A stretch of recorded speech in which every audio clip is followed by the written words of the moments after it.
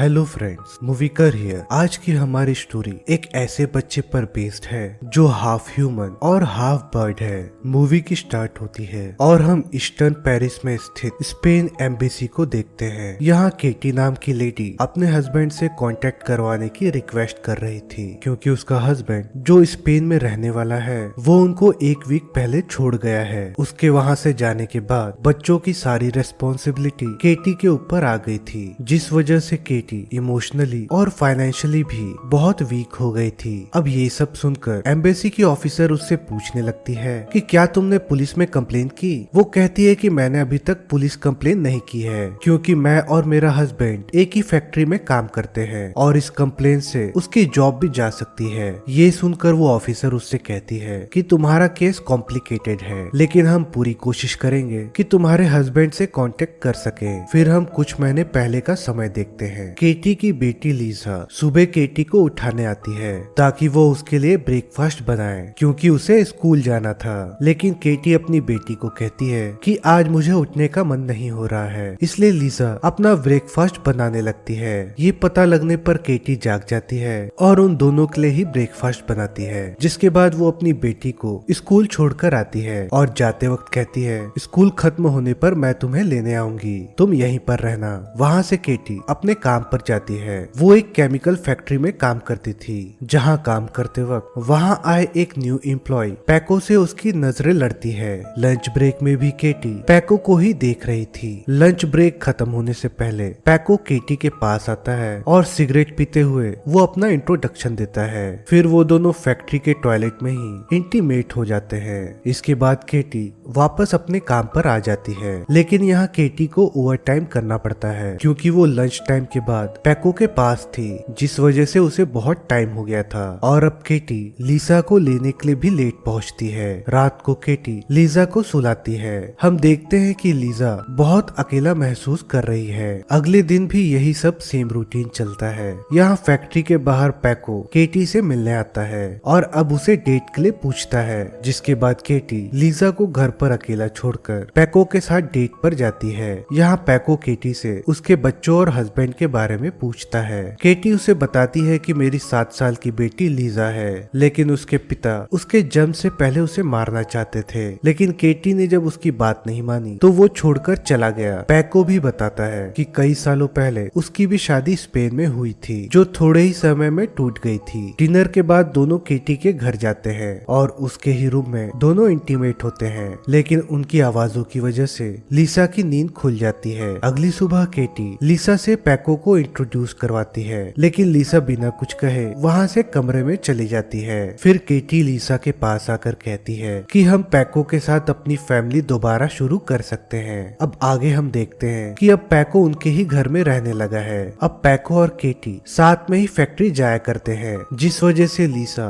अब बस में स्कूल जाया करती है। अब बहुत सा समय बीत जाता है और केटी एक प्यारे से बच्चे को जन्म देती है, जिसका नाम वो रिक्की रखते हैं। बच्चे के छोटे होने की वजह से केटी फैक्ट्री से छुट्टी ले लेती है। लीसा और फैक्ट्री की जिम्मेदारी अब पैको पर आ जाती है। अब थोड़े दिन बीत जाते हैं और अब यहाँ केटी ने लॉटरी खेलना स्टार्ट कर दिया है, लेकिन वो इसमें कभी भी नहीं जीत पाती थी। एक दिन पैको बहुत थक जाने की वजह से घर में लेट आता है क्योंकि घर पर रिकी के रोने की आवाज से वो सो नहीं पाता था। इसलिए केटी और पैको ये फैसला करते हैं कि वो ऑल्टरनेट डेज में फैक्ट्री जाएंगे। अब अगले दिन से केटी फैक्ट्री जाने लगती है और पैको रिकी की बेबी सिटिंग करता है। फैक्ट्री से आने पर केटी रिकी को कपड़े बदलने के लिए ले जाती है, जहाँ पर वो रिकी की पीठ पर चोट के निशान देखती है। फिर केटी पैको से इस बारे में पूछती है, लेकिन पैको को इस बारे में कुछ भी नहीं पता था। अब कुछ दिनों बाद शाम के समय रिकी बहुत ज्यादा रोया करता था, इसलिए केटी उसे चेक करती है। अब वो उसके पीठ पर और गहरे निशान देखती है। ये देखकर केटी को लगने लगा था कि उसके फैक्ट्री जाने के बाद पैको उसे मारता है। फिर उस रात केटी पैको से इस बारे में बात करती है। यहाँ रिकी को मारने का इल्जाम लगाने पर पैको गुस्सा हो जाता है और घर छोड़कर चला जाता है। अब बहुत सा समय बीत जाता है और केटी अब रोज ही फैक्ट्री जाने लगी है और अब लीसा रिकी का ख्याल रखने लगी है। एक दिन वो देखते हैं रिकी अपने झूले से निकलकर अलमारी के ऊपर चढ़ जाता है। तब केटी उसे अलमारी से नीचे उतारती है है, लेकिन उतारते वक्त वो नीचे गिर जाता है। यहाँ केटी और लिसा उसके पीठ पर उभरती हड्डियों को देखते हैं। ये देखकर केटी समझ जाती है कि रिकी एक नॉर्मल चाइल्ड नहीं है और ये उभरते बोन्स उसके विंग्स हैं। इसके बाद केटी रिकी को ऊपर से कवर कर देती है ताकि वो वहाँ से बाहर ना निकल सके और लिसा को कहती है कि ये बात किसी को ना बताए। रात को लिसा पैको को कॉल करना चाहती थी लेकिन फिर वो नहीं करती। अब एक हफ्ते के बाद रिकी के विंग्स और बढ़ने लगते हैं जो अब उसकी शर्ट में फंसने लगे हैं, इसलिए केटी उसकी शर्ट को काट देती है ताकि रिकी कंफर्टेबली रहे। धीरे धीरे रिकी के विंग्स में अब फेदर आने लगे थे। इसी बीच पैको लिसा से मिलने उसके स्कूल जाता है लेकिन वो उसे इग्नोर कर देती है और चले जाती है।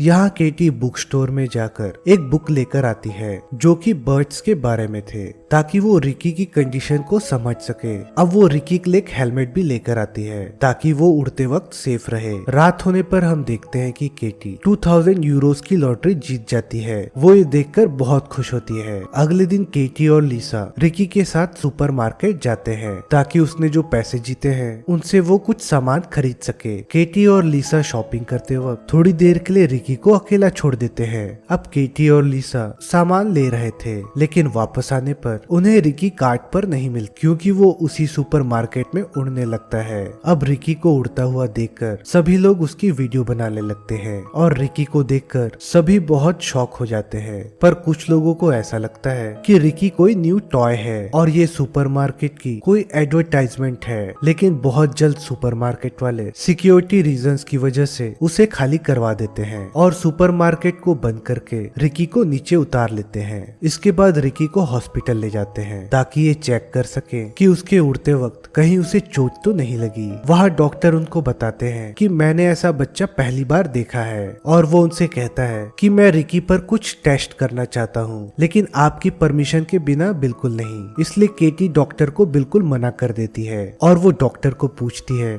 कि मैं रिकी को कब घर ले जा सकती हूँ। डॉक्टर बताते हैं रिकी तो बिल्कुल ठीक है लेकिन वो हॉस्पिटल में ज्यादा सेफ रहेगा, लेकिन केटी इस पर नहीं मानती। इसलिए फिर उसे पीछे के रास्ते से टैक्सी से घर भेज दिया जाता है क्योंकि आगे बहुत सारी मीडिया जमा हो चुकी थी। अगली सुबह पैको केटी से मिलने आता है। अब दोनों एक दूसरे को माफ कर देते हैं और इसके बाद दोनों फिर से साथ आ जाते हैं। लेकिन पैको के वापस आने पर लिसा को अच्छा नहीं लग रहा था क्योंकि उसे लग रहा था वो और उसकी मॉम दूर हो जाएंगे। फिर केटी पैको को रिकी से मिलाने लाती है। रिकी पैको को देखकर अजीब बिहेव करने लगता है और तेजी से उड़ने लगता है जिस वजह से उसके पंखों पे चोट लग जाती है। अब डॉक्टर उसे देखने आता है। डॉक्टर केटी और पैको को बताता है कि हमें ऑपरेशन से रिकी के पंख निकालने होंगे लेकिन इस प्रोसेस में उसे बहुत पेन होगा। तब पैको डॉक्टर से पूछता है कि अगर हम ऑपरेशन नहीं कराते हैं तब। डॉक्टर उनसे कहते हैं कि ह्यूमन एनवायरनमेंट में उसका सरवाइव करना बहुत मुश्किल होगा।